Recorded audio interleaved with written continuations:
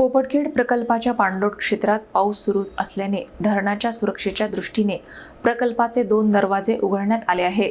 सायंकाळी 6 वाजता दरवाजे अर्ध्या सेंटीमीटरने उघडून नदीपात्रात 22.31 क्युसेक्स पाण्याचा विसर्ग सुरू करण्यात आला। पोपटखेड प्रकल्पाच्या पाणलोट क्षेत्रामध्ये पाऊस सुरू असल्याने धरणाच्या सुरक्षेच्या दृष्टीने प्रशासनाकडून खबरदारीचा उपाय म्हणून पाण्याचा विसर्ग सुरू करण्यात आला आहे। 17 ऑगस्ट रोजी सायंकाळी 6 वाजता पोपटखेड प्रकल्पाचे 2 दरवाजे उघडण्यात आले। हे दोन्ही दरवाजे अर्ध्या सेंटीमीटर उंचीने उघडण्यात आले असून त्यातून सुमारे 22.31 क्युसेक्स पाण्याचा विसर्ग नदीपात्रात सोडण्यास सुरुवात झाली आहे। पाणलोट क्षेत्रात सुरू असलेल्या पावसामुळे प्रकल्पातील पाणी साठा आणि आवक लक्षात घेऊन धरणाच्या सुरक्षिततेच्या दृष्टीने हा निर्णय घेण्यात आला आहे।